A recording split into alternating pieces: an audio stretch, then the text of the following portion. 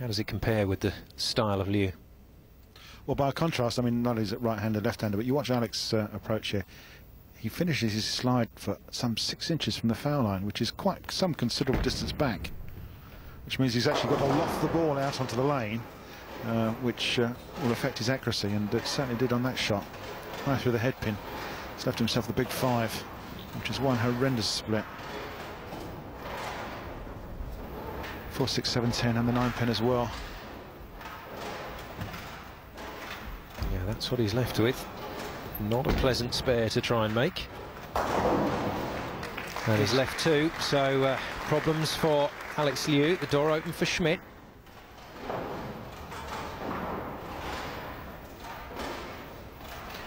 Yeah, that was a big opening as well.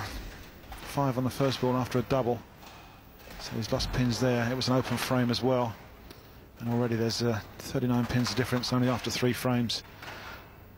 That's the damage that a big open frame can do, especially if Schmidt can throw one more here in frame 4.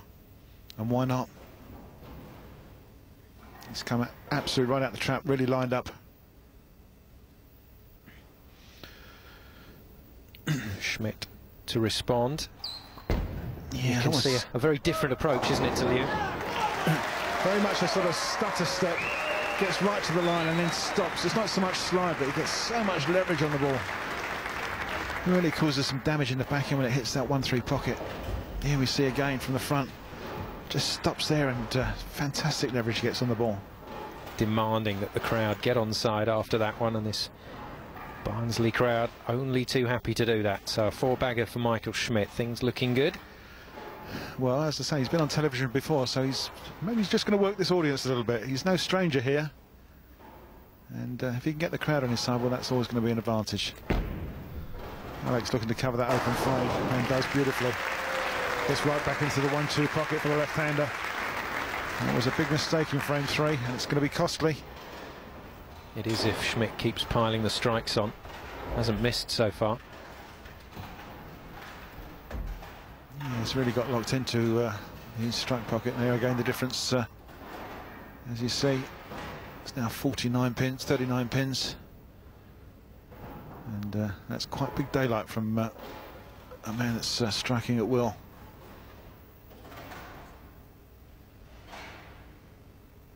Schmidt looking for 5 in a row.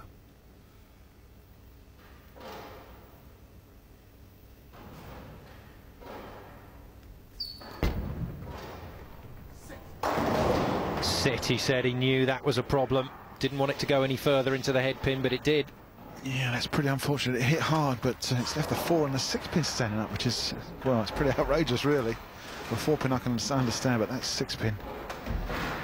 Stretching for that foul line with his sliding foot. Just a very poor reaction, and you'll be disappointed in that, because this is more than likely going to be an open frame. Yeah, he wanted it to sit down into the pocket.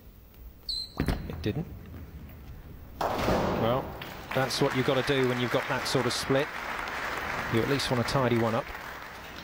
Yeah, just take the 1, unfortunately. He was working on a strike, so that 1 actually counted double.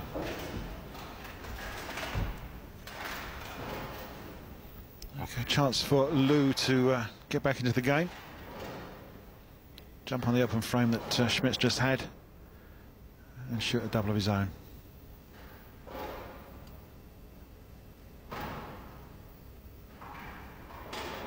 He's not going to be rushed, is he?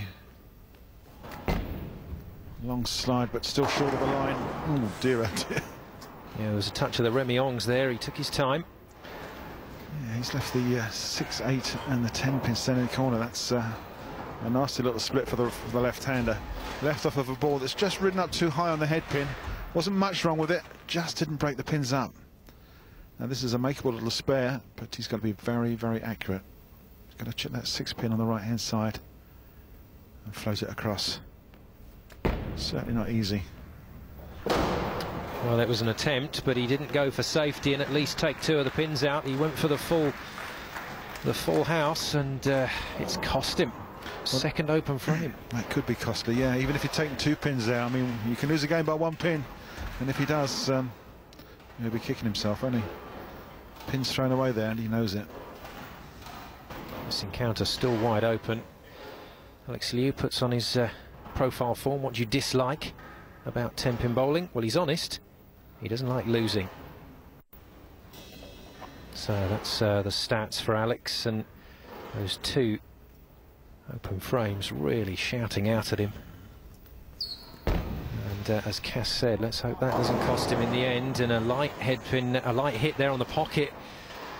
But Schmidt will be pleased to see that, because that could have left another nasty split. Absolutely, yeah. A high hooking ball, lots of revs, 450 approximately on that shot. Our stats come from our computer-aided tracking system. And our stato for the day is Ballmaster Pro Shop proprietor Andy Penny, who's coming up with all these ball speeds and ball revs. Interesting stats from Andy. Very useful for our viewers to know. Well, it certainly gives us in the commentary box, and you guys at home as well, a nice heads up on how the players are changing and adapting to the conditions. Because remember, this lane will change as this match progresses, so the players are going to have to put their deliveries in slightly different positions as the match progresses. It's who reads the lane best and who makes those changes most effectively. Sometimes it'll be a change of position, sometimes it'll be a change of ball, although that's the more extreme change of the two. Absolutely, Simon. Yeah, you're spot on with those changes. And oh dear, that's very unfortunate. A high hooking ball right into the 1-2 pocket. That's cut right through the 5-pin there and hasn't deflected onto that 8-pin, which is why it stands there quite defiantly. Yeah, very unusual to leave the 8, but Liew has been light into that pocket today. He's not got the same backswing as we see from Schmidt. That's very noticeable. Well, his ball speed's down as well as his revolution rate as well. Trying to sort of glide the ball in, whereas Mike is very much more the powerhouse and the power pack.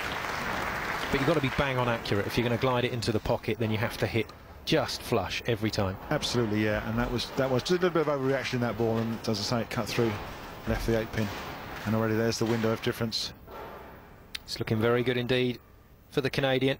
Yeah, 41 pins already in frame 6.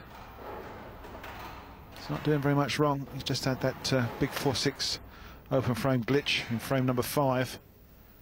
Started with 4 in a row.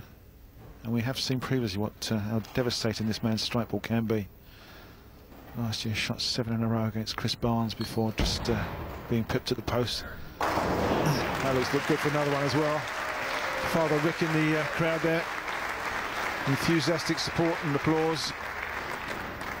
Travels with Michael around the world, his coach.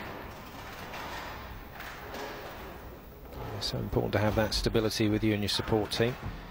Well, there's the direction of his ball.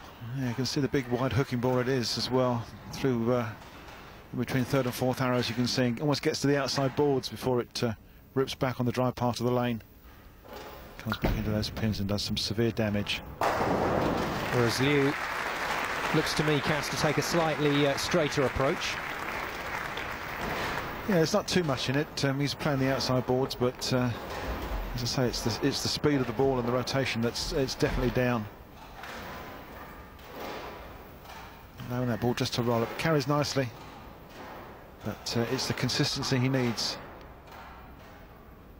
Yeah, he knows he's still in it if he can keep putting the pressure on. Yeah, there's the difference in the two directions of the ball. Yeah, see, he's straight down 2nd arrow, which is about the 10th ball on the lane. And Mike was deep inside. So yeah, there is a big difference there. Two contrasts. Mike working on a spare. Sorry, working on a strike. He'll be looking to make that double, which he does. In 7 and 8. This is building up to be quite a good game. Yeah, very good work from